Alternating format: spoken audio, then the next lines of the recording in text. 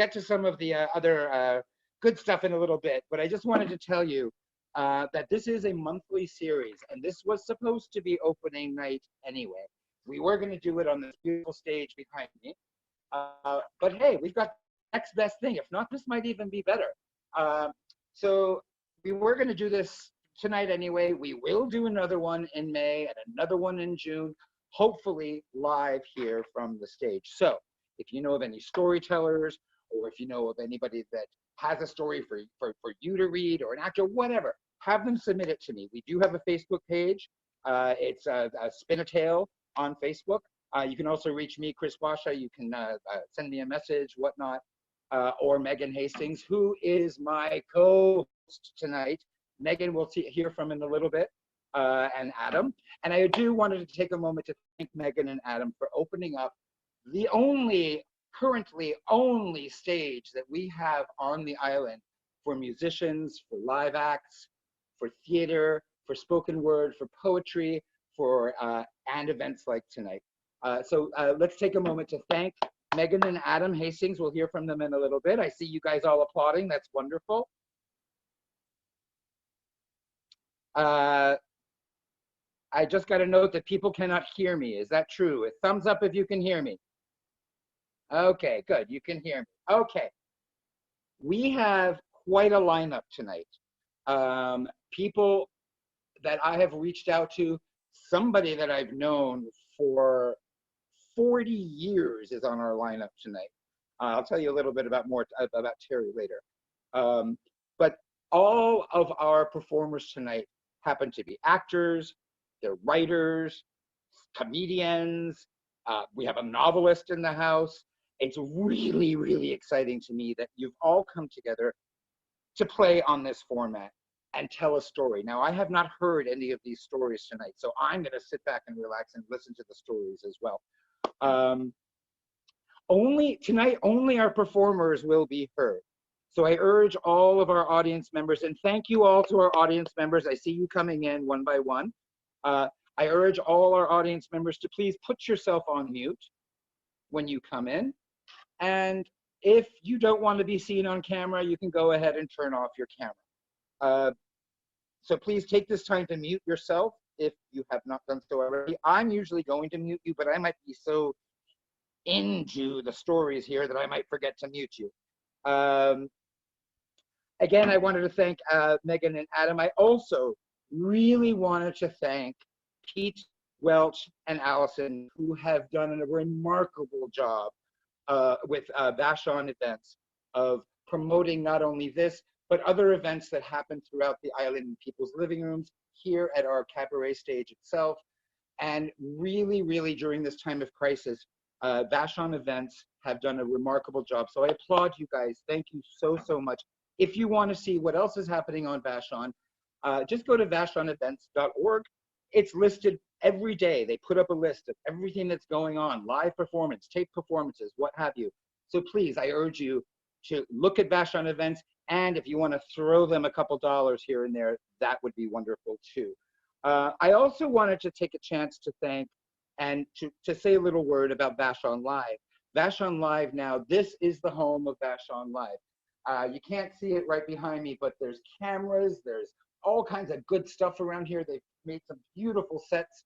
And Vashon Live now has live events from the Black Cat Cabaret throughout the week and the weekend. So look up Vashon Live, see what they're doing.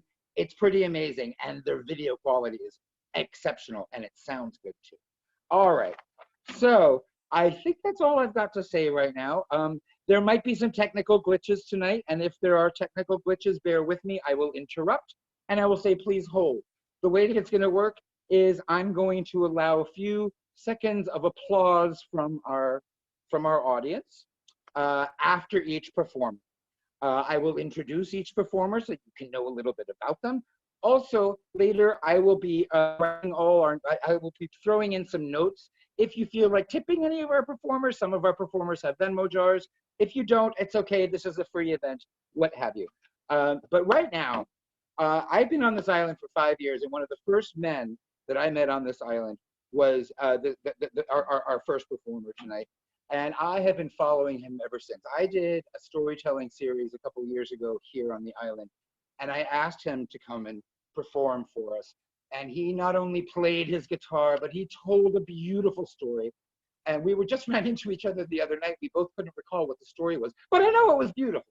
Um, so I would like to just say that Greg is a centerpiece of music on Vashon Island. If you've never been to Vashon Island, listen to Greg Curry online. Do whatever you can. He is absolutely stunning. Now, I don't know how the sound quality is going to work tonight.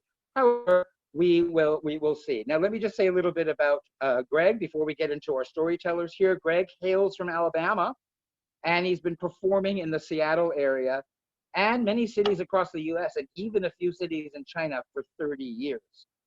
He has played in venues such as the Roseland Theater in Portland, Oregon, Seattle clubs such as the OK Hotel, the Off Ramp, and the Central, and of course right here on Vashon Island at the Vashon Center for the Arts. Tonight, singer-songwriter Greg Curry will be doing a new tune.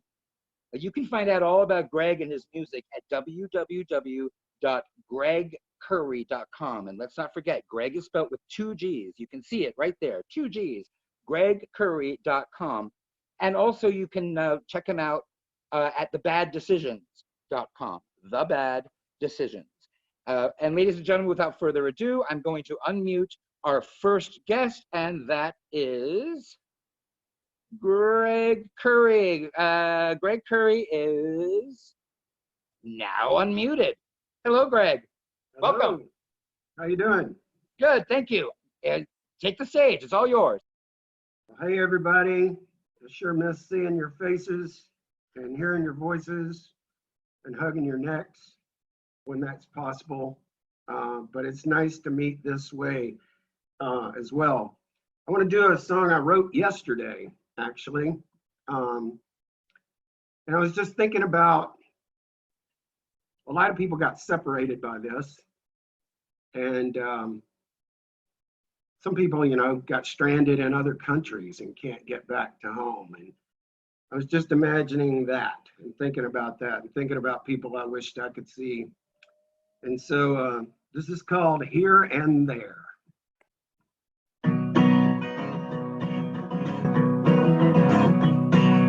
Smelling fresh cut grass in the spring. Birds are returning with new songs to sing.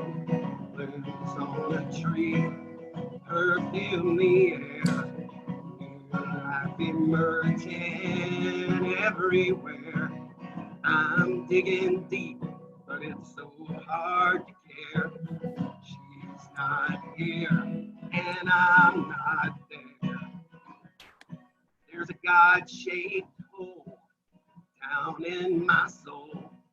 Pain-filled centuries taking its toll. Outside it's warm, inside my heart is cold. Yesterday I was young, today I'm old. Sometimes this load is so hard to bear. She's not here, and I'm not there. Of excess leads to wisdom's gate. How long must we sleep on this empty bed we've made? This morning at sunrise, fog burned away. No cars on the road, I crossed the Golden Gate. Remembering her changing eyes, I went to the place I once held her hand and kissed her tears away. The world held its breath, silence filled the air. She's not here, and I'm not there. Maybe the path of excess is just a dead-end trail. How long must I sleep on this cold, hard bed of nails? There's a bitter taste on the breeze blowing this spring.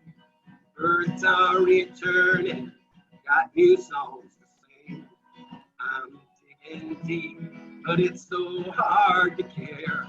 She's not here, and I'm not there. She's not here, and I'm not there. In the back. Up for Greg Curry. Give it up for Greg Curry. Thank you so much, sir. Thank you, Greg Curry. All right. All right. Let's get the show started. Thank you. Thank you so much, Greg. Let's get the show started here. I'm going to mute everybody now. I'm more than happy to. Okay. Can everybody hear me? All right. Okay. We're going to get started with one of our favorite storytellers here on at the Black Cat. We've done a few play readings over the last few months, stage play readings. And in the last couple months, we've actually asked the audience to come in and afterwards tell their tale. I have been hypnotized and rolling in the aisles. Well, if we had aisles, rolling in the aisles with our next performer. Let me just say that Brad Trineri won the Palmer Method handwriting contest in 4th grade, which convinced him that he was determined to be a writer. Well, he's been working on his memoir ever since. The stories that you're about to hear are true. Well, mostly. All right, I'm going to unmute Brad. And ladies and gentlemen, give it up for Brad Trineri. Brad, you are unmuted. Thank you.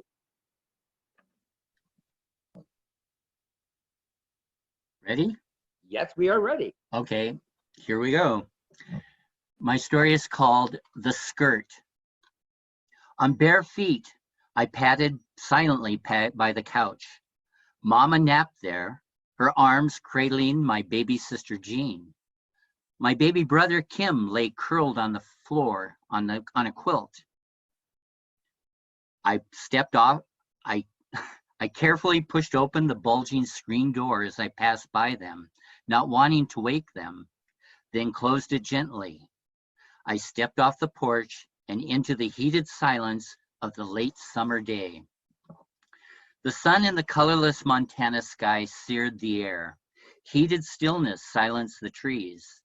No sparrows, no robins, no pigeons left their shaded bowers. The cement sidewalk burned the soles of my feet and sizzled my scalp through my crew cut. I wore only a pair of baggy short pants.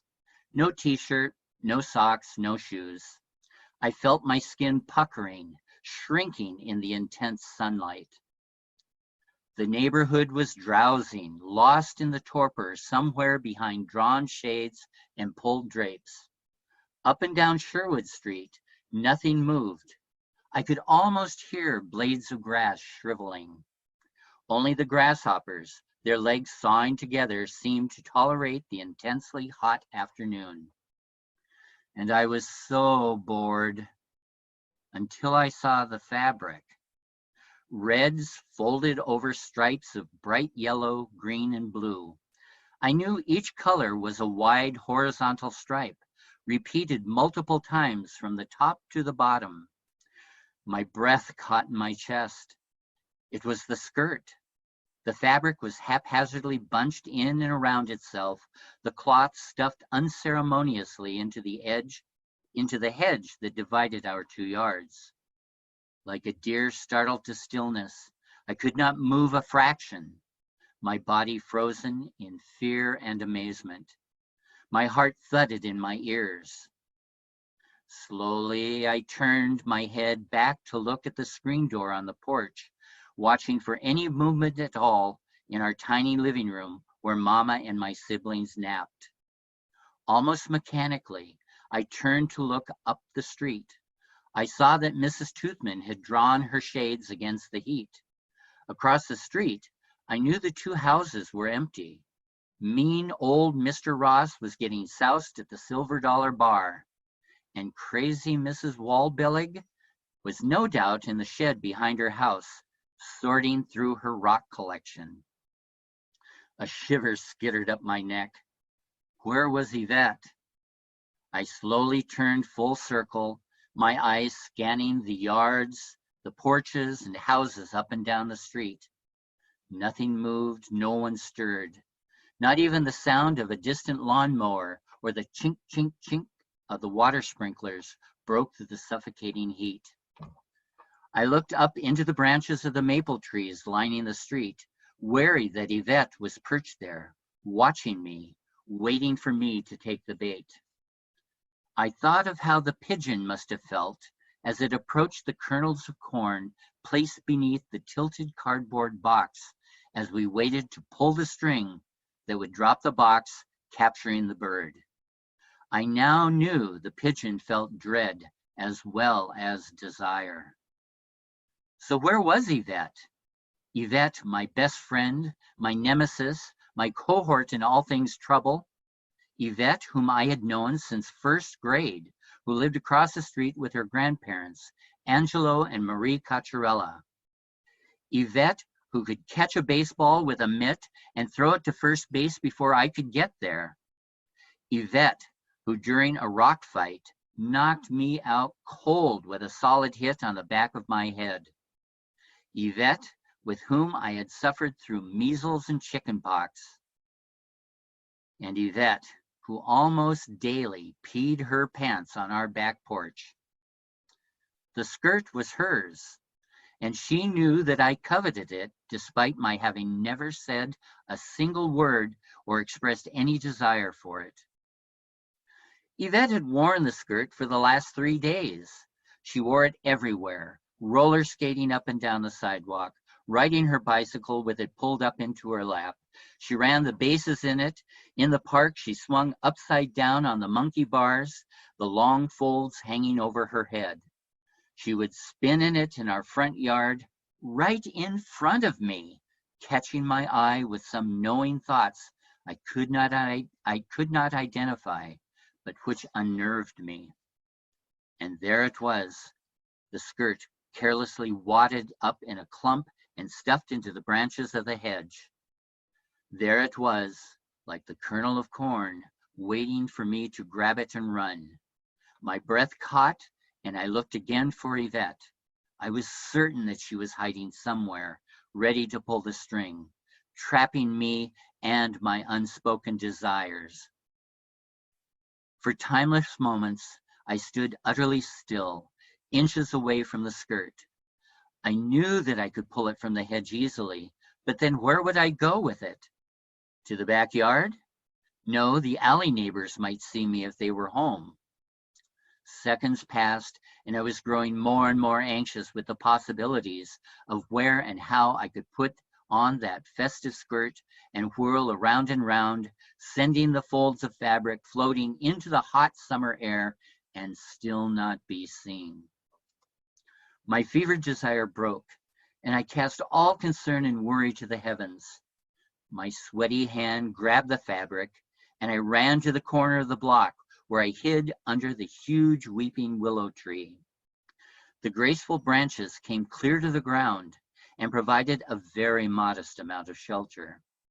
I could plainly see up and down Sherwood Street, and just as clearly see up and down the cross street. I was invisible as I thought I could be.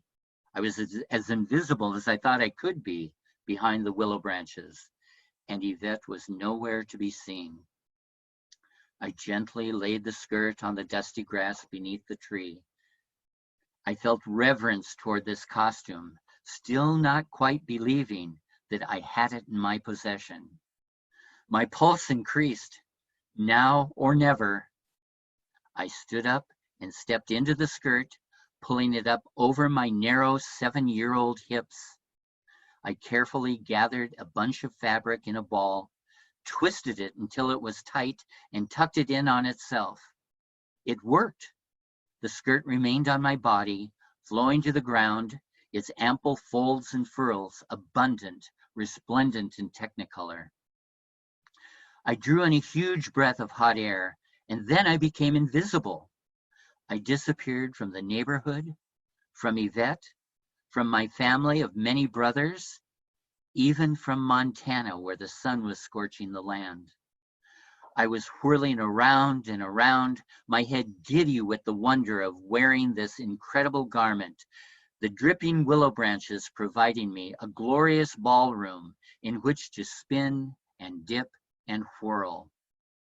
I held my arms out in abandon, my head tilted back, and felt a beatific smile beaming from my face. I experienced the delicious taste of joy. Around and around I turned, my knees occasionally bobbing up and down, sending the skirt flying up and out, round and round, the colors blending and mixing in the air. I was a pinwheel spinning in the wind. I was free. I was able to fly. I became dizzy and giggly and dropped to my knees. I held my head in my hands as I tried to right my balance. All I could see were the soft green fronds from the willow surrounding me, protecting me. I was exhilarated and lost in a fantasy of which I'd never dreamed possible. I laughed right out loud. And then I saw them. I saw them at the end of the block, walking toward the corner where I rested under the willow. There were 3 of them, implacably black and walking toward me, 3 sisters of Providence, the teachers from my grade school. There was no escape, no time to dash through the hedge. I knew I couldn't make it to the garage or even to the backyard. The nuns crossed the street and were now on my block. I knew they must have seen me, but maybe they didn't know who I was. How could I escape? I blamed Yvette. I was certain that she had set the bait and pulled the string. I was caught. I pulled my head down and pulled the skirt over me and lay motionless and silent. I could hear rosary beads softly clattering, getting closer and closer to the willow-draped corner of the block, the mantra of Hail Mary, full of grace, getting more distinct with each approaching step. I held my breath, a trapped pigeon silently quaking beneath the folds of the skirt. Then I heard a simple greeting. Hello, Yvette. Holy Mary, Mother of God. The prayers continued and softened as the 3 nuns rounded the corner and paced down Sherwood Street toward the next corner. I lay on the ground, folded in the fabric with shame and embarrassment. At any moment, I expected Yvette to jump on me and pummel me with her fists, demanding that I give her grandmother's skirt back to her and expose my identity to the sisters. I was certain I was trapped beneath the cardboard box, and I would soon see Yvette holding the string, jeering at me and threatening to tell everyone that I was a sissy. I peeked from under the skirt's fold, only to see the 3 nuns turning the far corner to head back to the convent. Stillness continued in the neighborhood, the sawing sounds of the grasshoppers finally overpowering the sound of blood pounding in my ears. That's it. Thank you. Great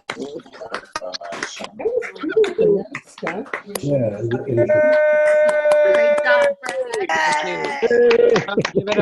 Give it up for Mr. Brad Trennery. Thank you. Canary. Okay.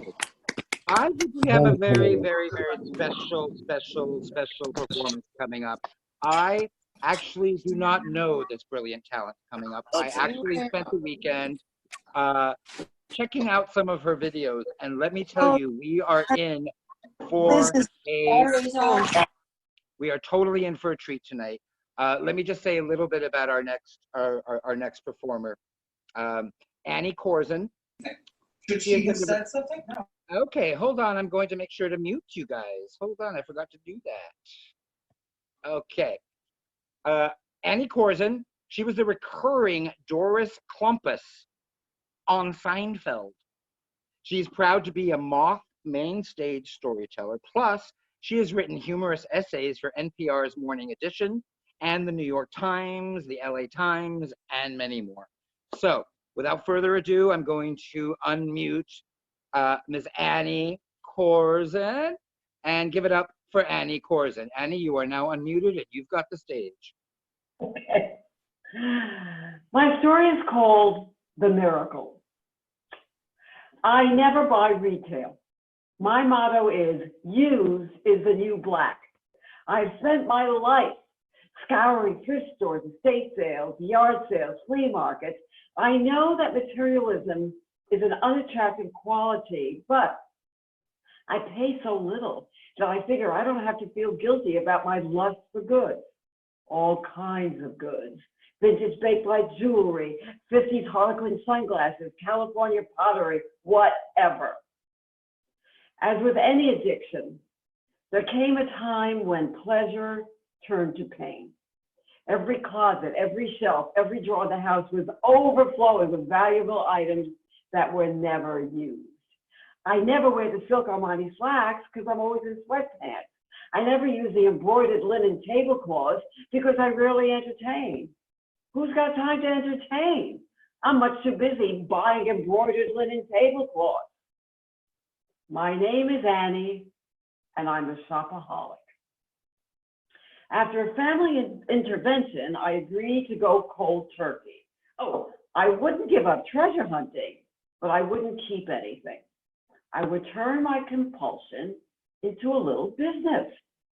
I started selling my goodies, some on eBay, some to consignment shops, some to private dealers. I got to tell you something. I appreciated the extra income because, and this might come as a surprise to you, as an actress/writer, I am often unemployed. So it was great to have a little cottage industry, but like all entrepreneurs, I dreamed of the big score. The costume person from a film studio who would appreciate my exquisite taste and, since they were paying with somebody else's dime, would never haggle over the price. I would sit in the audience and think, that's my wife's necklace. That's my 50s lace cocktail dress. And so it came to pass. Twice a year, we have a huge yard sale to unload the surplus goods. A young woman named Laura Strutz showed up and announced that she was a costume designer doing wardrobe for a DreamWorks movie. Just like in my fantasy, Laura gushed over my fabulous taste and phoned her assistant to check the sizes of various actresses. She bought a wide assortment of vintage dresses and some costume jewelry. She was in a hurry to get back to the set, so I let her write me a check for $600. She promised to come over every month and check out my inventory. My dream had come true. I was in business with Steven Spielberg. The check bounced. It wasn't just an oversight. The account was dead. It had been closed for several months. I called DreamWorks and asked for Laura Strutz. No such person. You sure? She's doing wardrobe for Santa Claus 3. No, that film was not DreamWorks. It was Disney. I called Disney and learned that the movie had wrapped months ago. Laura Strutz was a total fake, total fraud. The assistant she talked to was probably a dial tone. She played on my greed, my vanity, and my pathetic eagerness to be a professional shopper for the movies. My miracle had turned into a be careful what you wish for fable, and it served me right because as an unreligious, unsuperstitious, un-New Age mumbo-jumbo secular cynic, I ought to know that miracles do not happen, just random events that tend to end badly. I started leaving phone messages for Laura, sometimes several in one day. No reply, of course. We drove to the address on the check. No such person, of course. I was obsessed with revenge fantasies. For many months, I spent sleepless nights thinking of all the things I would say and do if I ever ran into her, how I would make a loud scene in public, and my husband Benny would be there, and how we would force her to pay me back.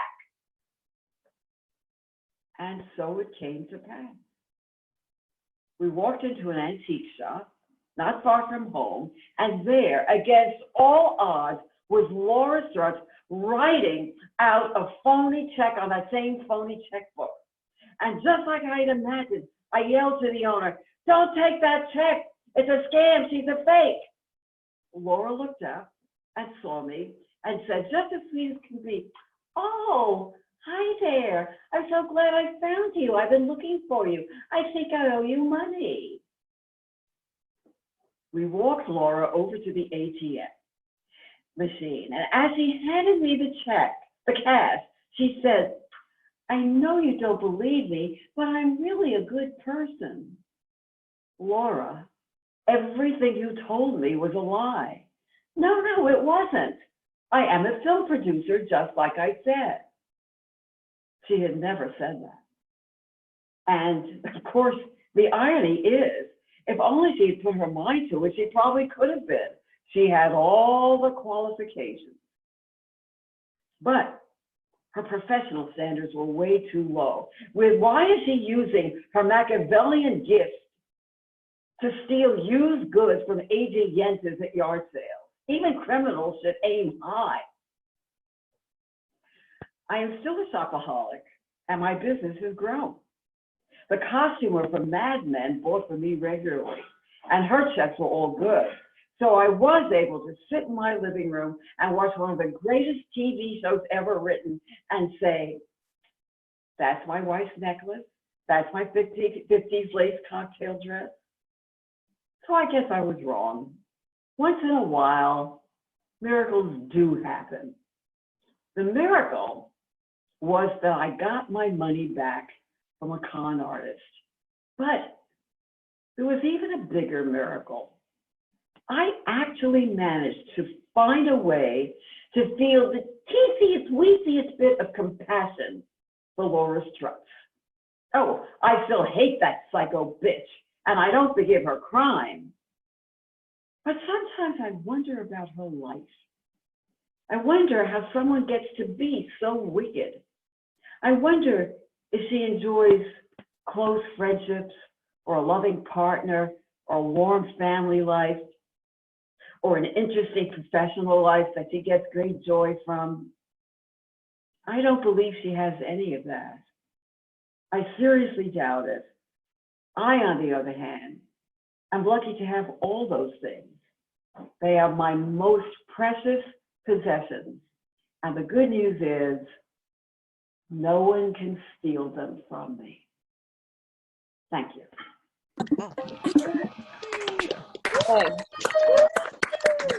Friend is talking, baby. I gotta go. Hi, Annie. Ladies and gentlemen, please give it up one more time for Annie Curzon. She is direct from Los Angeles, by the way. Annie, thank you for joining us all the way from Los Angeles. And by the way, you are welcome on our stage anytime you want here on Vashon Island. Yeah, Annie will take a trip. Yes, there you go. There you go. Okay, let's move right ahead here.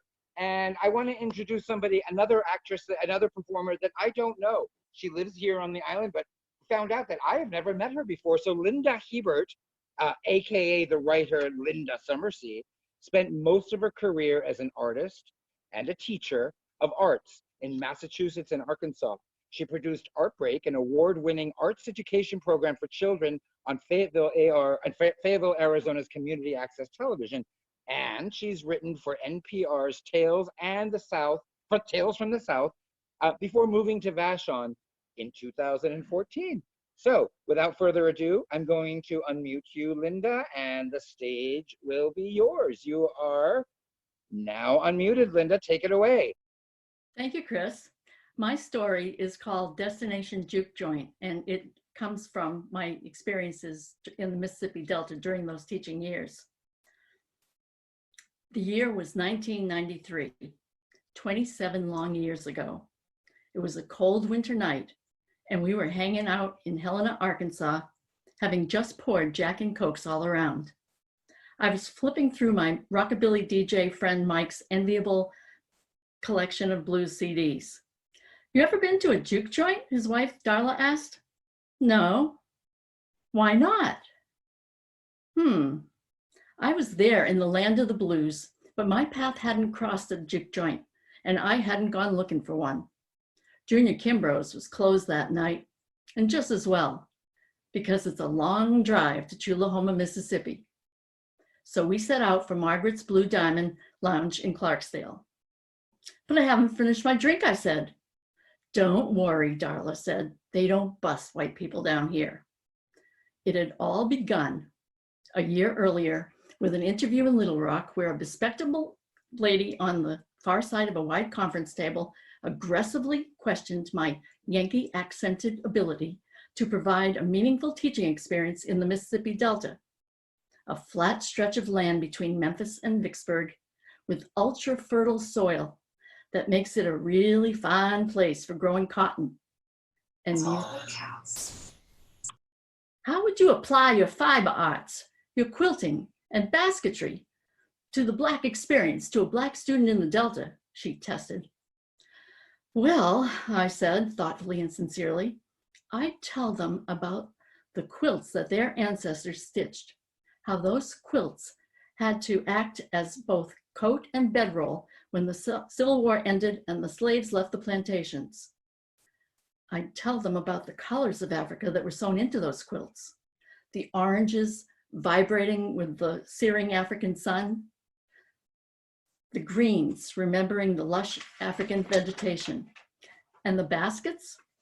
Well, I'd tell them about the gullah baskets that the slaves wove during mosquito-infested summers on the eastern seaboard, just exactly like the baskets of West Africa, tightly coiled seagrass stitched with palmetto. Shortly thereafter, I was officially in Arkansas Artisan Education, sharing the first of many teaching residencies on the Arkansas side of the river. I was staying with a sweet couple in Marianna who offered me free room and board. I remember the clear, sunny mornings in September when I drove south along Route 1 and then west on Highway 49. The last ghost of summer rose up on the lingering mists, hovering over fields of cotton, then drifted off through Crowley's Ridge.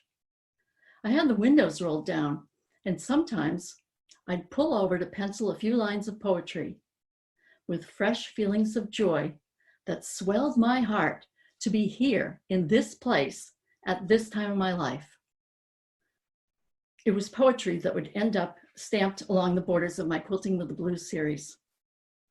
When I went home for the weekend, I sometimes stitched until 4 a.m., listening to Buddy Guy and Eric Clapton until I shut off my studio light and crunched down the gravel path in the moonlight, my eyes aching, all-nighter, bloodshot red. Before long, it was the January night before Quilting with the Blues opened at the Delta Cultural Center. Roger and I were to stay with Darla and Mike in their bungalow in Helena. That's how, drinks in hand, we came to pile into Darla and Mike's beige and brown 1978 Cadillac Fleetwood 4-door hardtop with a cloth ceiling that was coming undone in the back so that it grazed your head as you succumbed to its lush, upholstered interior. Heading to a juke joint. Darla had on a retro white wool swing coat with matching pillbox hat and white cat's eye glasses, her hair pinned up in a French twist. A Polaroid land camera hung from her wrist, loaded with fresh film. As we crossed the Helena Bridge at twilight, tugboats on the river were pushing barges slowly to New Orleans, carving through the deep black water. Red lights, winking, winking. We began slowly crisscrossing the back streets near the railroad, looking for Margaret's Blue Diamond. Take a right, said Darla. I think it's down here. Without warning, a young Black man sprung out, pounding menacingly on the trunk of the car. Hey, white boy, he challenged. Instantly, Darla turned around. We're here, this is it, she said excitedly, paying no never mind to the young man's shouts. Mike jammed on the brakes, fishtailed into the dusty parking lot, skidding to a halt before a weather-grayed building that leaned under a rusty tin roof. There were no windows to bar. At the entrance, a guy with a clutch of money was working the door. He sneered, "What you want here, white boy?"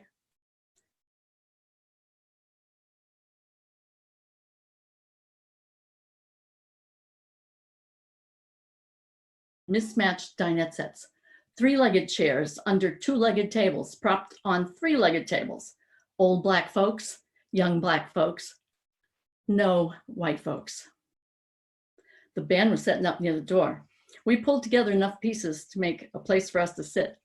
Fetched beers from the bar where Margaret was running the place single-handedly, sipped, sat back, expectant. Blues drummer Sam Carr, the son of the legendary 30s blues guitarist Robert Nighthawk, was there that night. Sam came over to our table right away, shaking hands, telling us that we were welcome and he was glad that we came. "Have a good time," he said, his eyes sparkling. He was duded up in a slick suit and a felt fedora. Didn't take long before Roger was accosted by the local call girl's father. Her father, mind you, who spoke of her lascivious menu, never mind that this was right there in front of me. She trotted out in her red high heels. Roger agreed to dance with her, but he declined her other favors. The music began to play. When I returned from the restroom, a junkie was nodding out at the table next to us. A woman, Darla said it was his mother, came in and threw down a tiny square cellophane packet. "Here," she said. Briefly alert, he swiped the white powder packet into his pocket. Darla began making her rounds with the Polaroid land camera, snapping flash photos of all the couples. She would wave the print in the air to dry, and then all heads would lean in, smiles wide, watching the results appear. By now, Margaret was pouring Dixie cups of shine for $1 apiece. The music was getting louder. Mellow blues followed by mournful, evocative blues, hardcore blues. At about 11:45, local call girl's daddy stood up. He bent close so that he would catch his meaning as he tapped on the face of his watch. "The police be coming soon. We be going now." We took the hint. The soulful, haunting music followed us out the door, floating around us like a ghost as we loaded back into the Cadillac. Mike put it in drive and turned around in the parking lot to head out. Dust clouds flying as our headlights illuminated the asphalt. The music stayed with me as we headed back over the tracks to the highway, to home. Thank you. Nice job. Thank you for sharing. That was beautiful. Thank you, Linda. Thank you very much. Come back and tell the story again here on the stage when we reopen. Absolutely. Please do. Love Please to have do. you. Well, We thank would you. love to have you. So right now, I'm going to introduce somebody that is probably the oldest friend I've got in my life. I have known her for 40 years. I met Terry back when I was a young kid in New York City, trying to make a go of it as an actor. I fell in love with Terry, and she and I traveled across Europe, and boy, do we have stories on that. We're going to do this probably next time. We'll tell a story.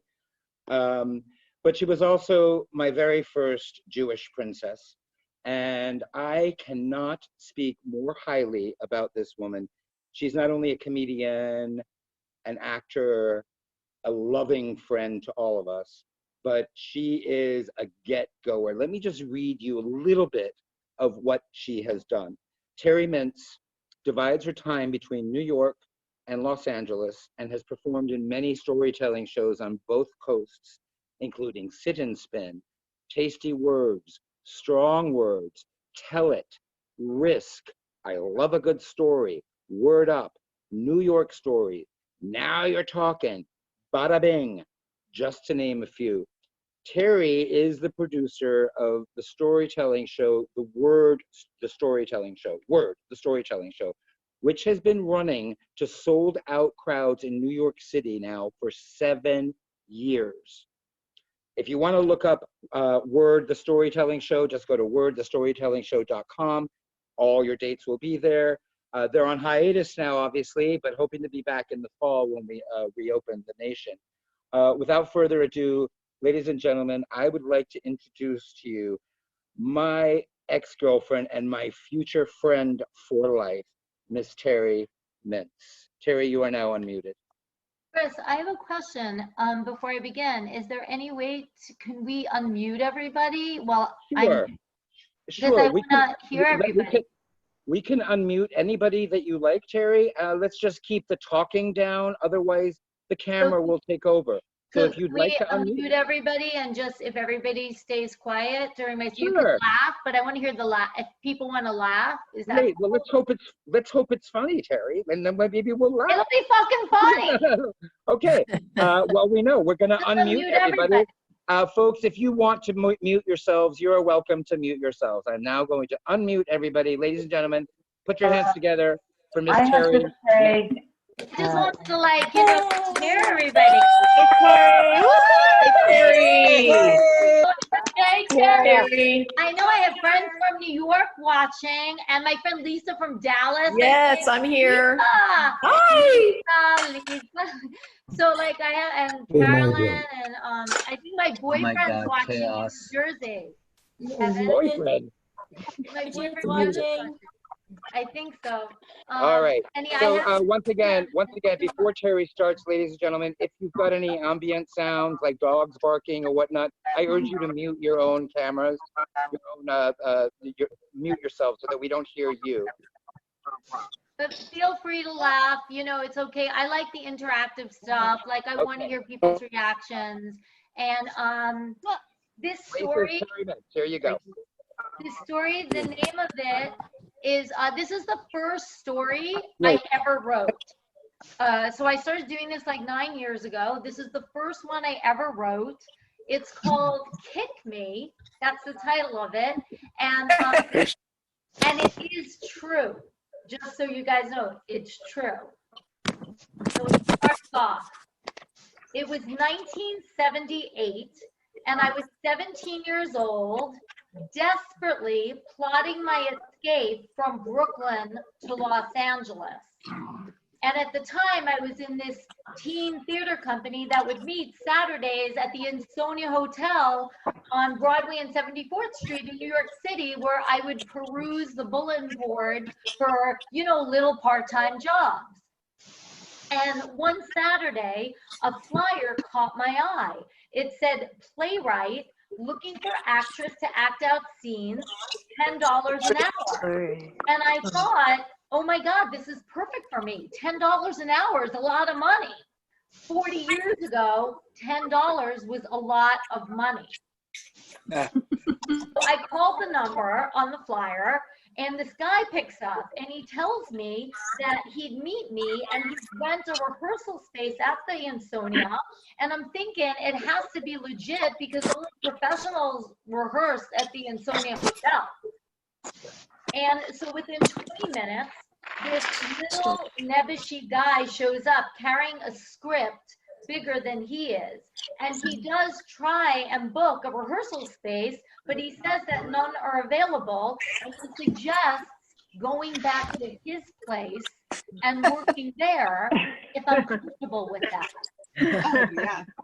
And all I'm thinking is $10 an hour times 4 is $40 more I could bank for my escape. So without fear, I get in the cab with the guy, and I wonder when they start in the cab, and he starts telling me about his script.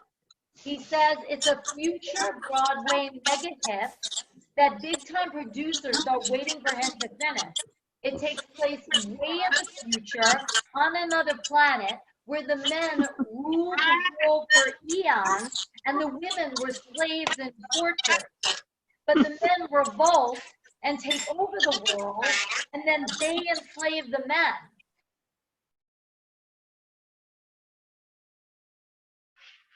Objects. like footstools, tables, and area rugs. He said that he needed someone to act out scenes from his play because the actors were going to have to contort their bodies to mimic a throne, a desk, a lounge chair, for example. And he wasn't sure if an actor can sustain this for 2.5 hours straight. Well, this all sounded very believable and fascinating to me. And you know what? Who cared anyway? It was $10 an hour. The most I ever made in my life was $5 an hour babysitting. So he explained he would be whatever object for several hours, and I would be the queen, the ruler of the planet.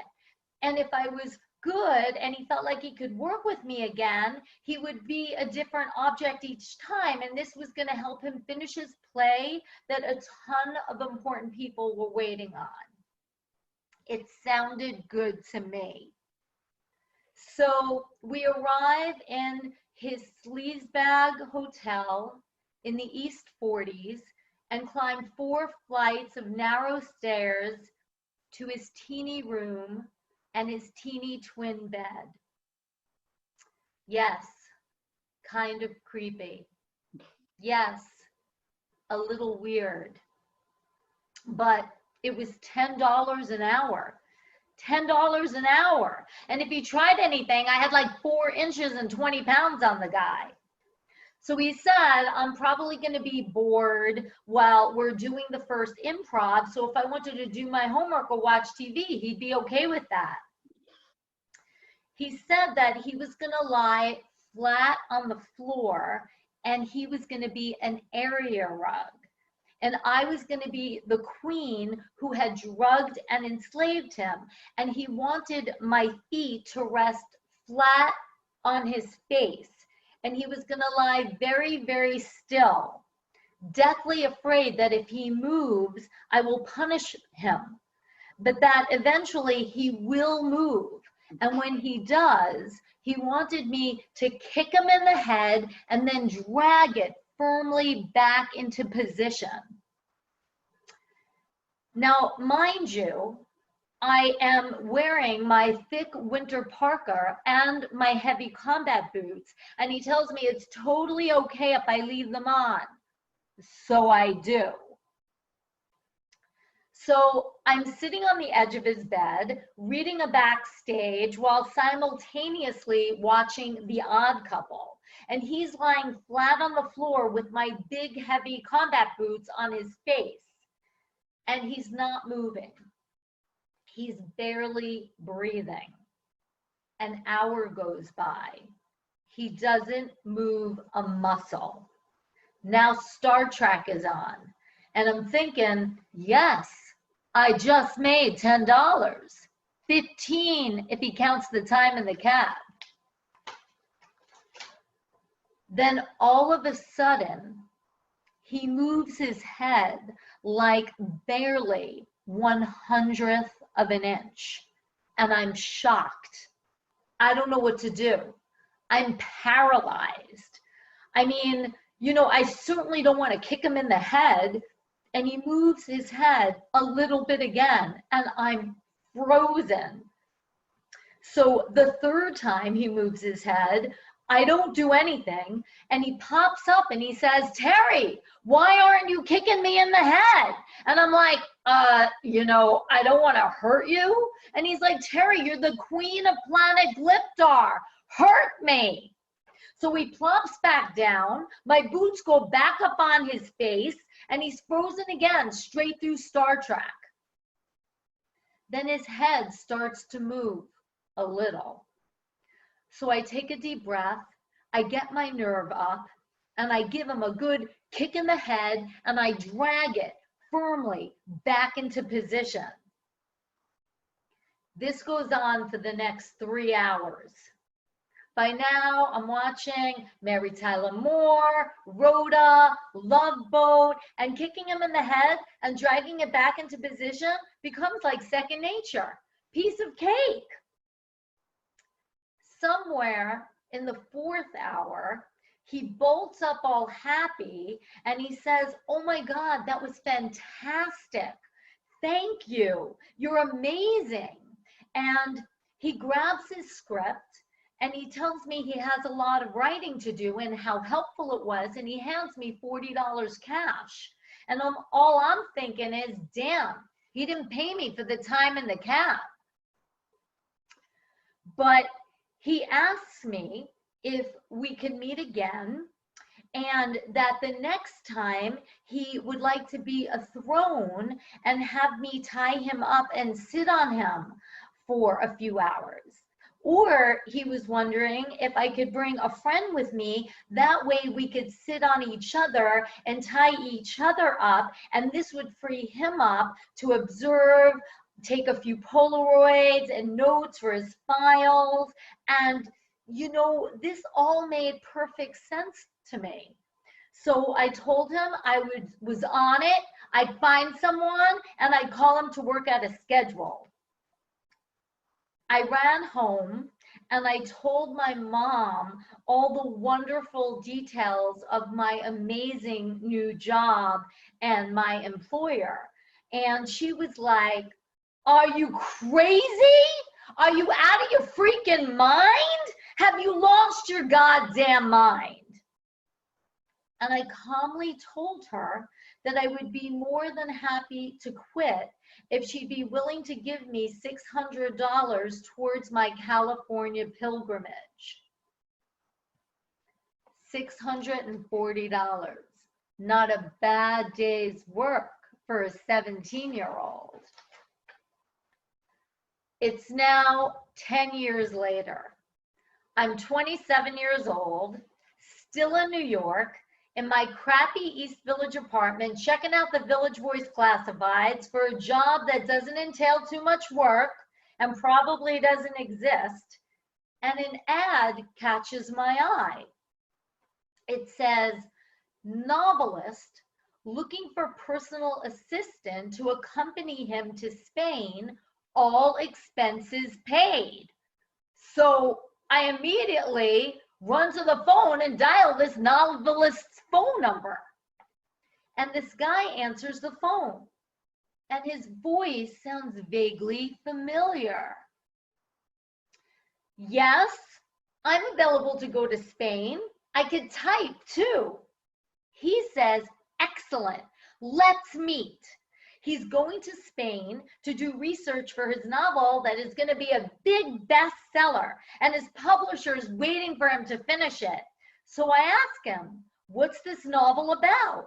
And he tells me, well, it takes place way in the future on another planet where the women were enslaved and tortured for eons, but they revolt and take over the world and then enslave the men, who are forced to be inanimate objects like footstools, tables, and area rugs.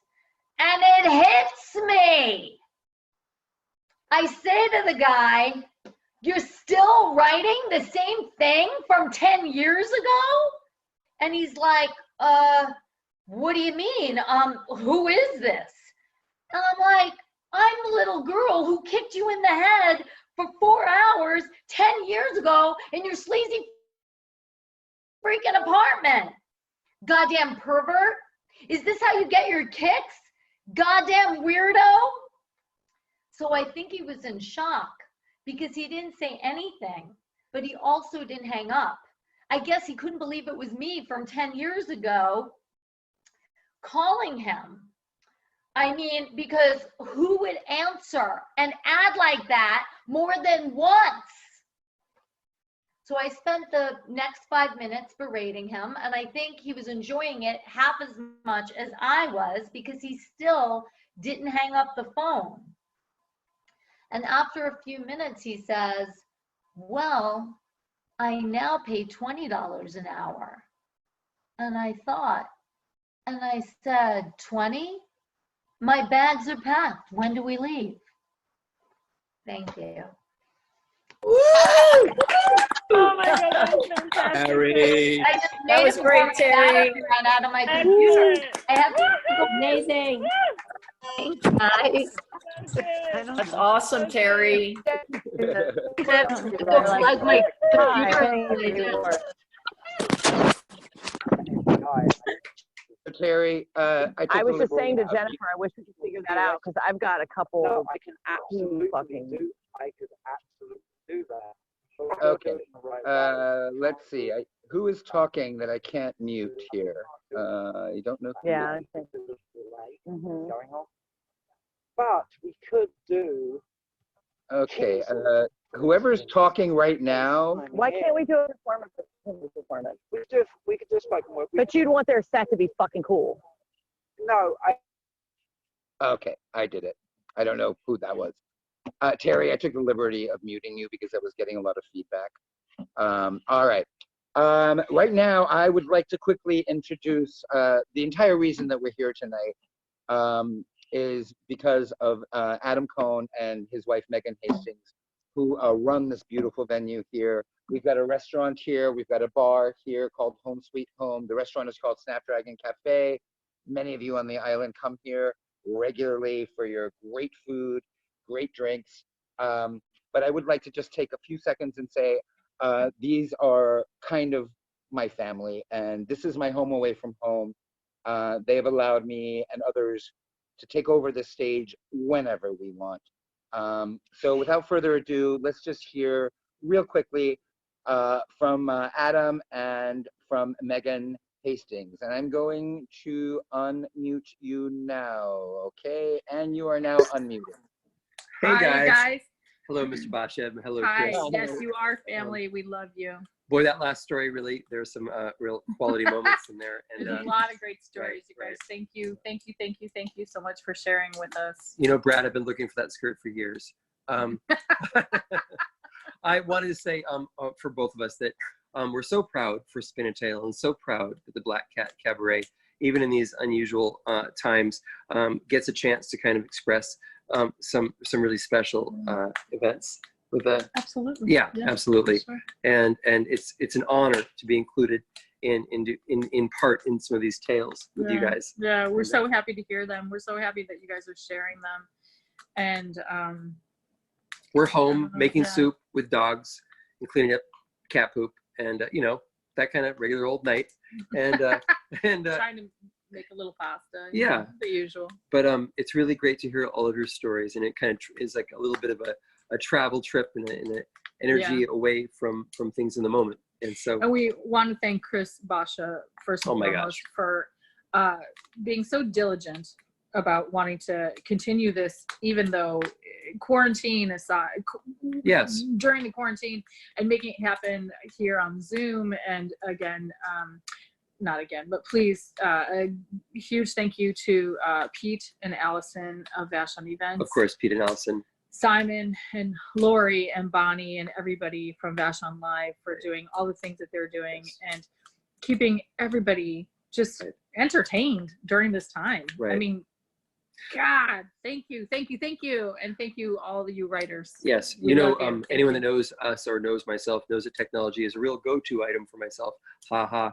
And so it's been real special to be able to be included and participate, and mostly to kind of hear these different tales. So rock and to on. hear new I know, welcome. people like Terry. We Of don't course. know you.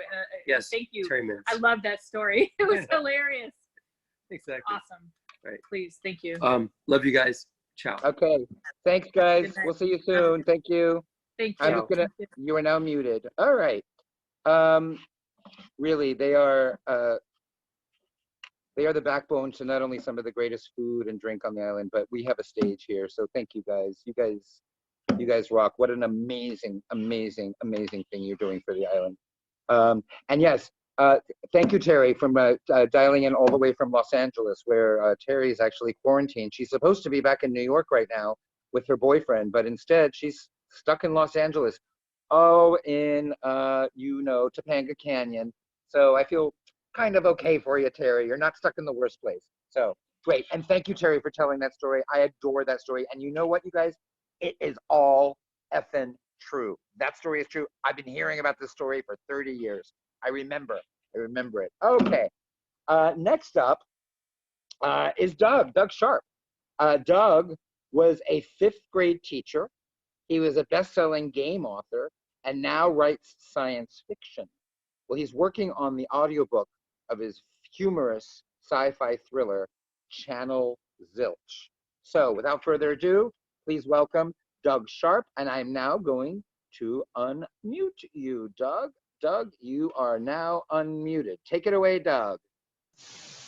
Hello, everyone. Let me see. Okay, from Frankfurt to Grindelwald. In the spring of '74, I hitchhiked from Oxford, England to Andros, Greece to lose my virginity and to see a bit of the world. I was an exchange student at Oxford, studying topics such as James Joyce and how to climb over college walls after curfew to court young women scholars. Oxford is a civilized university. Vacations between terms are 6 weeks long, a proper holiday. I was on particularly good terms with one young woman scholar. We decided that spring vacation would be the perfect time to escalate our relationship. An ad in the Times touted a cheap villa on the Aegean Isle of Andros.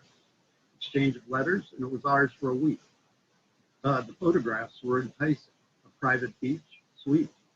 My young woman scholar had to visit friends, so we planned separate trips to Andros. The segment from Frankfurt to Grindelwald was action-packed. My hitchhiking buddy, Paul Anderson, and I woke up in sleeping bags outside the perimeter fence of Rhine-Main Air Base near Frankfurt. We walked to the main gate to thumb a ride. The Cadillac slowed and stopped, 4 airmen and a cloud of hashish smoke. As the door closed, one of the airmen offered me a meerschaum pipe. The bowl was capacious and stuffed with glowing slabs of hash. The pipe was passed, the car filled with smoke. The driver turned on to the Autobahn. Stretches of the Autobahn have no speed limit. Cars go fast. I forget what we talked about, but I bet it was pretty cosmic. I remember the pipe, the smoke, the velocity, and little else. We're getting off the Autobahn at the next exit. It was a beautiful day. For some unfathomable reason, the sun was extra bright and a bit purple. Standing on the side of the Autobahn is thrilling, especially when you're elevated. Thumbing feels like trying to hitch a ride at Le Mans, but we waited less than a minute for our next ride. A BMW driven by a businessman. We wanted to talk, but we were so stoned, we got the impression we didn't speak English. I was in the passenger seat, so I got the adrenaline rush of Autobahn driving. Cars were streaking stars in a Star Wars hyper jump. At the Swiss border, the guard asked for our passports. That seemed reasonable. When the guards gave them back, I took one and handed the other to Paul. My destination was the youth hostel in Grindelwald. Paul's destination was Venice. We split and hitchhiked on our way. The youth hostel at Grindelwald was said by many to be the best in Europe. The setting alone was worth a few dozen Michelin stars. The hostel sits high on the side of a steep valley. Across the valley is the north face of the Eiger, a mile-high rugged cliff that has killed over 60 climbers. It's pretty and pretty scary looking. I checked in and signed the register. I saw the signature of my favorite Oxford woman scholar, WTF, but Schwing. I surprised her at dinner, snuck up behind her and covered her eyes. She knew it was me. Turns out she had heard glowing tales of Grindelwald Hostel and changed her itinerary to hit it. After dinner, we took an exhilarating hike along steep trails. We took a few lightly used trails for private moments. The hostel was segregated by sex, so we headed off to our separate barracks and rising sexual tension.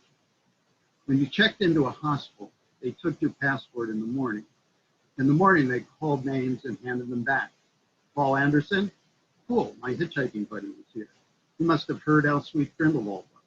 Paul Anderson? No Paul. They read the last name, no Doug Sharp. It hit me. I'd stonedly switched our passports at the German-Swiss border. Paul had my passport. It was Monday and Easter loomed. All of Europe shut down on Good Friday. Our Greek villa rental started on Saturday. I was doomed to stay in the youth hostel while my lovely lady went on to Greece, endangering our shot at mutual declarations on a Greek island. Paul and I express mailed our passports to each other. I needed to get my passport by Thursday because it took 3 days to get from Switzerland to Andres, much of it on a train through unfriendly Yugoslavia. My beautiful friend wanted to stay with me until the passport arrived, but I wouldn't have it. Enjoy the villa, and I'll show up in time. She boarded the train. We sadly waved as she headed off to sun on the villa's private beach. I'd been very much looking forward to watching the sunset. I told my sad story at the hostel. My listeners' response was a gut punch. Italy's postal system is notoriously bad. A recent news story proved it. In 1973, the grandson of the filthy rich John Paul Getty was kidnapped in Italy. The crooks cut off his ear and mailed it to an Italian newspaper. It took a week to get there. No passport, no Greek Isle, no sexual initiation. I spent a couple of days hiking listlessly among the damn edelweiss, thinking about our private beach. Mail was delivered to the hostel every afternoon at a precise time, as in Switzerland. Thursday afternoon, the last mail before Easter shutdown, I steeled myself for disappointment. The passport. I caught the next train out of Grindelwald. Though she'd left the day earlier, I beat her to our villa. Our beach was indeed private. I spent many gratifying hours watching her sunset. The story had a happy ending, but a gentleman was not dead. Thank you. Yeah, no, I think Thank I you, think Doug. the way to play with Thank you very much, Doug. Thank I love you. that Thanks, story. Doug. Thank you, Doug, for reading. Great Vashon job. events and Vashon live are like, you know, two Awesome. sides of the same fucking coin, possibly. Like Thank it's you very good, like much. we feed All each right, other. whoever's It's totally a talking, good whoever's thing. It's not a talking, we competition will at mute all, you. you know? All right. This It's is like yeah. he's This is the fucking fun of helpful this as is the fun of shit. theater. Like this is kind of like having a It's heckler. fucking, I mean, I'm It's kind of like having a heckler in the audience, I suppose. Well, I hope whatever you're drinking is good. Anyway, um, good job. Thank you, Doug. Thank you very much.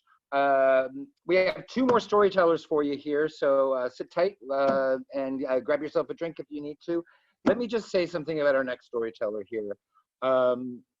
Amy is probably one of my favorite newest friends.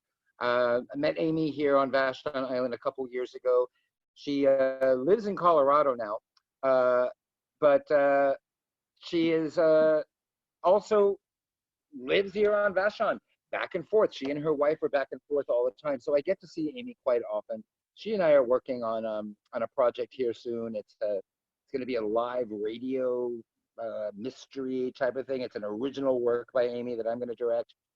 So we're really excited about that. We're hoping it comes to fruition. We never know. It's supposed to be this summer. We're just keeping our fingers crossed on that one. But Amy is not only a drinking buddy of mine, she's a dear friend. She and I bonded over Hillary Clinton a couple years ago, and now we're going to beat this Trump out of the office, and we're going to do this. But I adore Amy. We go for walks, and I am in love with her. So let me just tell you a little bit about her and about what she's up to. Amy grew up on Vashon, and she now splits her time, as I said, between the island and Denver, Colorado. She writes all manner of fiction, mostly short stories and novels. Her debut mystery, which by the way just dropped on Amazon, it's called Revelation. It just came out last month. You can learn all about it if you want, and it's called Macaw Island Mysteries. And Macaw is spelled M-A-K-A-H. Macaw Island Mysteries.com. Go ahead and order her book. I just ordered it. By the way, it hasn't arrived yet. I don't know what happened, but I don't read that many novels, but I'm going to read this one. So without further ado, Amy, I'm going to unmute you now, and you've got the stage. You are unmuted, Amy. Thank you. Welcome, Amy.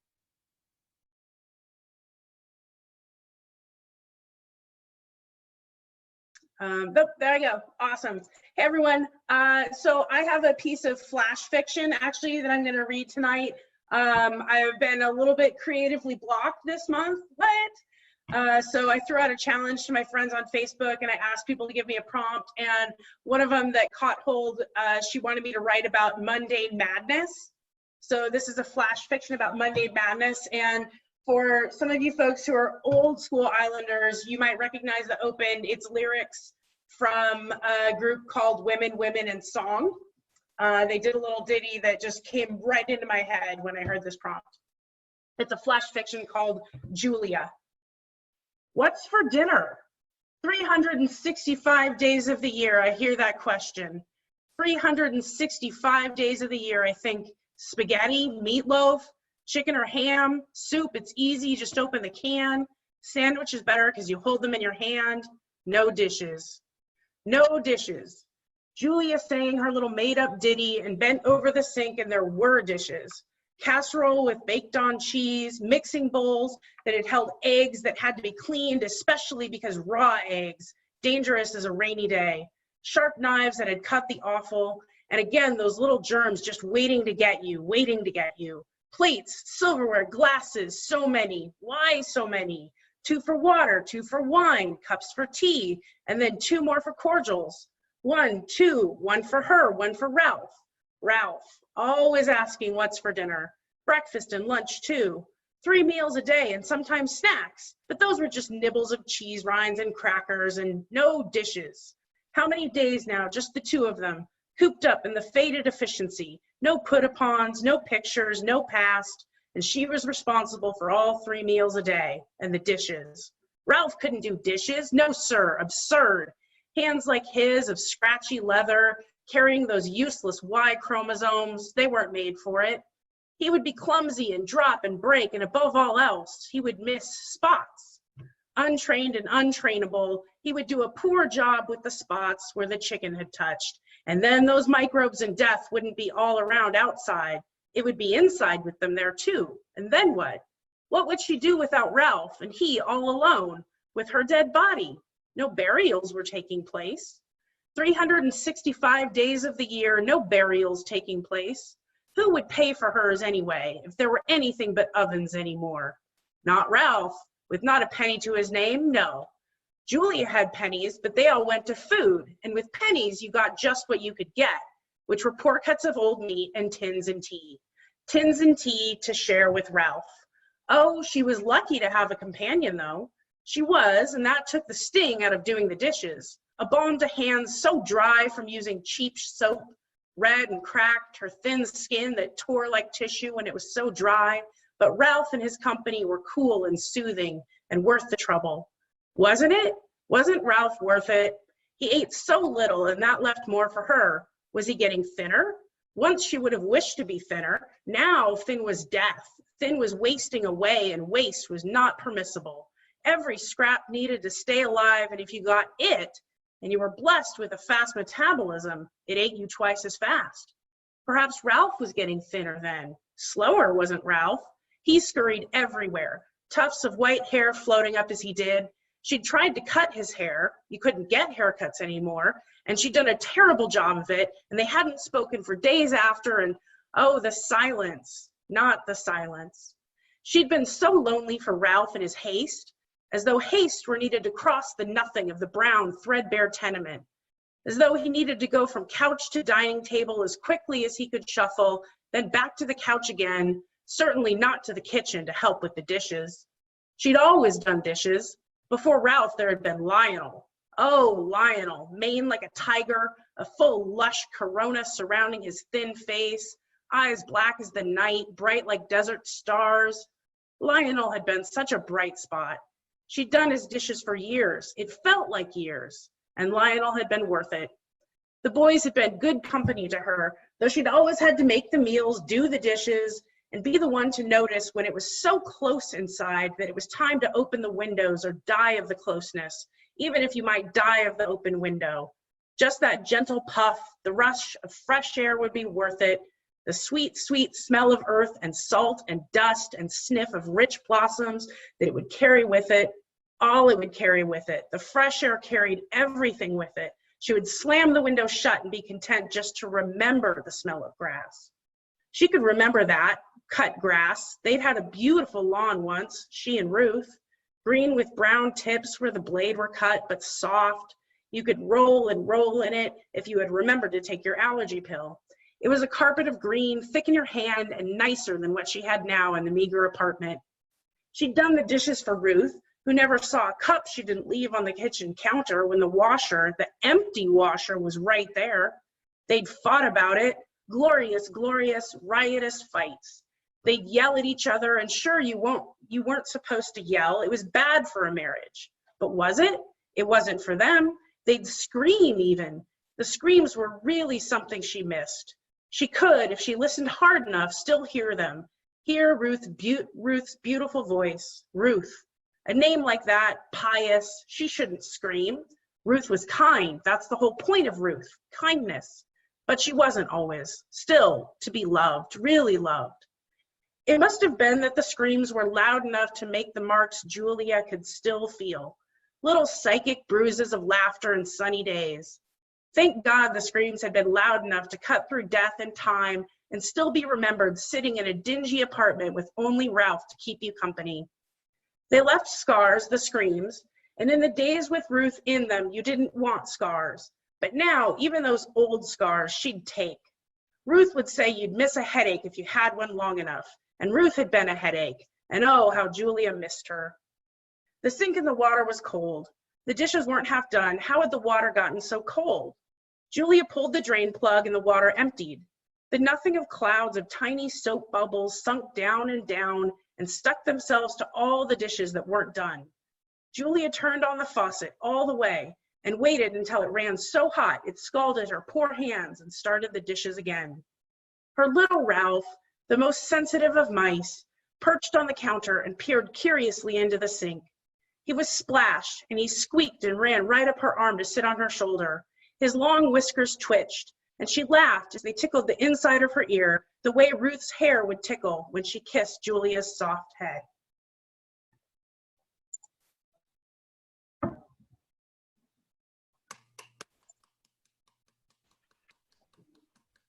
Well, that was wonderful. Amy. Very nice, Amy. Very It was nice. spectacular, Amy. It's so fine. How's everything in Colorado, Aaron and Amy? Good. Snowing. Are you and your wife in separate rooms? Because I see you both right next to each other here. Yeah. Wait, it's snowing in Colorado? Are you kidding me? Yeah. I will tell you, it's like 65 degrees and sunny in Vashon, and it's been like this all weekend. It's so Whatever. beautiful. You need to come back. Whatever. You need to come back. When are you coming back to the island? We have to figure this out soon, right? May. Okay, May. Maybe. All right. So here's the thing. People on Vashon tend to take the plunge a lot, and we like to say, let's just go ahead and tell a story. And I can't really do what you guys do. I'm more of a organizer and a director and whatnot. And I'm going to tell you something that I recently got to see. Well, when I first moved to the island, I saw this actress on this island, and I have had my eye on her forever, and I wanted to work with her. I didn't know her, but I wanted to work with her. And you know how these things happen? Well, I got to work with her. I am so appreciative of this woman's work. She is a class act. She can act around. I'd listen to her read the phone book. We recently did True West right here on this stage, and she played the mom. I am so delighted to introduce Jean, and she is taking a plunge here. This is a very first time for her. And let me just read you what she wrote. She wrote, Jean Doherty is an actress. Boy, is she an actress. If you ever get a chance to watch her perform, I highly suggest it. She's been privileged to present the words of writers on stage. most recently, last year, the writings of Brian Doyle right here at the Vashon Center for the Arts. It was amazing. I was in tears afterwards. Amazing.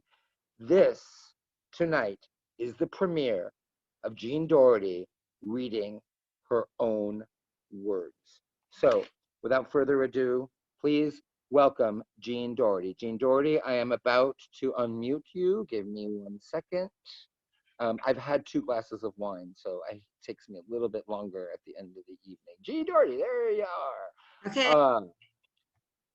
Hold on, Jean Doherty. Jean Doherty, you are now unmuted. Take the stage, my dear. Okay, am I unmuted? Yes, you are. Okay, thanks. Thank you. This is a piece called Tales from Israel. In my youth, I spent about I don't know, 6-7 months in Israel. Tales from Israel, the Masada story. Let me make sure my little twisty guy. Okay.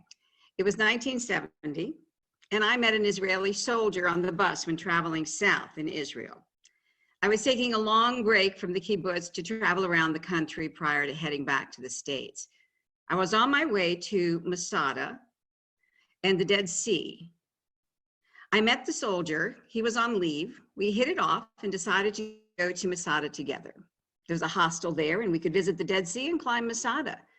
Now, I should interject here that I had recently celebrated my 21st birthday, and I was still a virgin.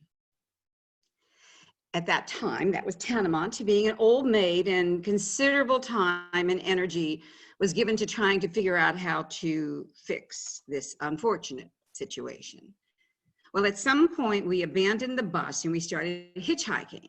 We got lucky and we were picked up by an American family traveling in a rented open-air vehicle. I mean, it must have been pretty big because we were in the 3rd seat behind the 2 kids who were in the middle seat, who were behind the mom and dad in the front seat.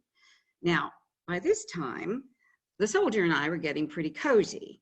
I mean, I even seem to remember the mom sneaking a glance at us there in the back and sharing a knowing smile with dad. Now, my young soldier was all you might have hoped for in a one-night, virginity-busting romantic encounter. We talked easily with each other, me about my life as a Gentile living on a kibbutz, he about his dissatisfaction with privileges bestowed on new Jewish immigrants at the expense of Sabras like himself. When we got to the hostel where the American family had wisely reserved rooms, we found there was only 1 room left for the night. Well, that was kind of okay. I mean, it had 2 beds, and so the illusion of propriety prevailed. The soldier and I walked down to the Dead Sea. Well, there's not much to look at in 1970. I mean, a kind of depressing beach where nothing grew because the salinity of the water was so high. We satisfied ourselves that it was practically impossible to sink in the Dead Sea, and headed back to the hostel and the trailhead to hike up Masada. Now, at that time, there were no cable cars, no guardrails, no steps, no nothing, but a zigzagging trail up the side of a mountain. I mean, there weren't even that many people. When we ascended that afternoon, it felt like we were the only 2 on the trail, and later, just us at the top.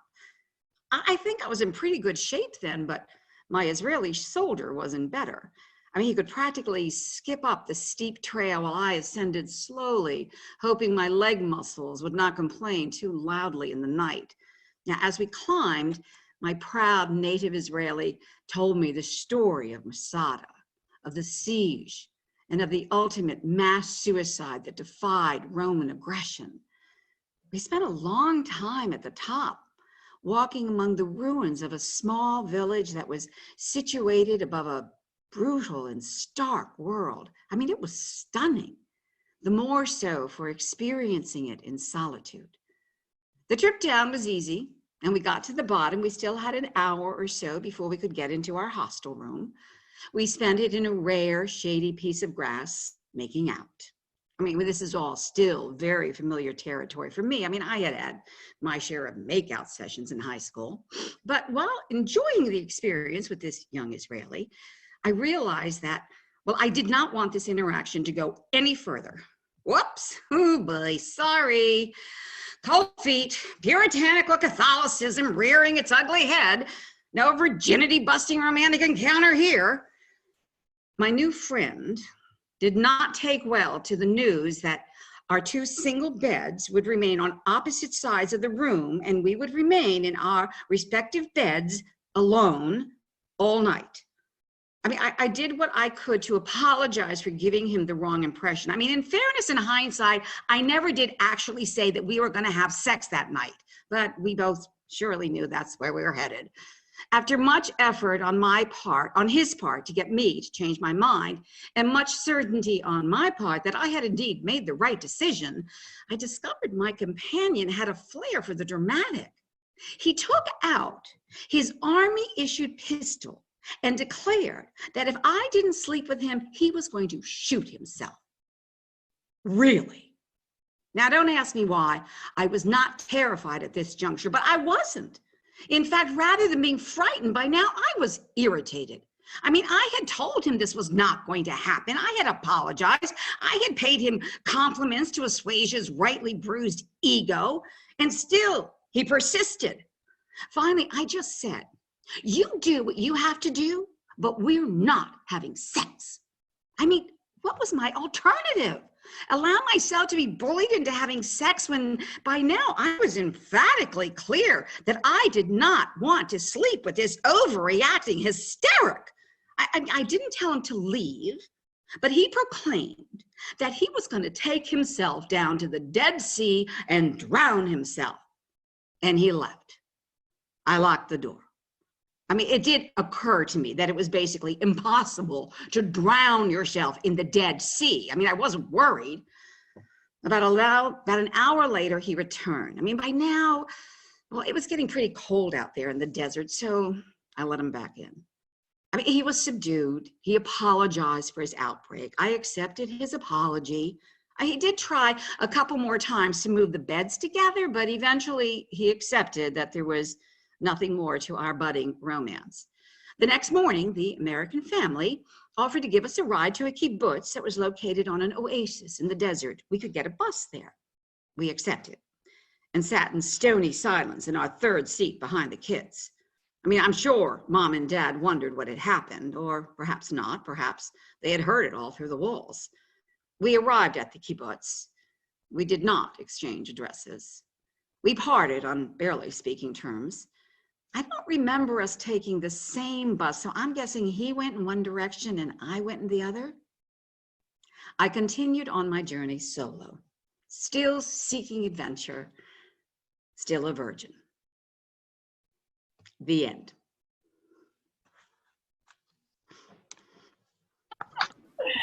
That's wonderful. Nice. Wonderful. You know, we all want to know when you lost your virginity. Yes, I was going to say that too. Our What next was that? story has to be the actual thing. Wait, what? That story wasn't nearly as fun, but yeah, it's a story. Denise, Thank you. Can That you hear was me? a good story. Hi, can you hear me, Denise? Yeah. I teach storytelling. Seriously, quite serious storytellers. And if this is your first effort, I think you're way ahead of the game. Really well written, really well performed, simple language, conversational, funny, poignant. You really did it. You really did it. Thank you. It was awesome, you guys. Thank you. Thank you, everybody. Thanks, Chris. Thank you, Chris. Are you doing pasta there, Megan? You know what? I'm draining pasta right now. Oh, I'm so hungry. Oh my God. Me too.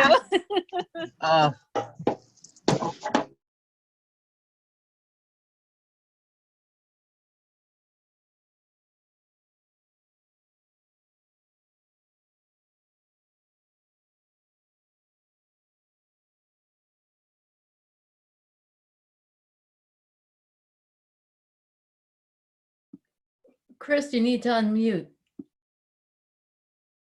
Oh, why don't I unmute? Here I am. I'm talking and I'm unmuted. I just wanted to end this here and say that I'm going to stop recording after this. Doesn't mean that we have to hang up, but I will stop recording.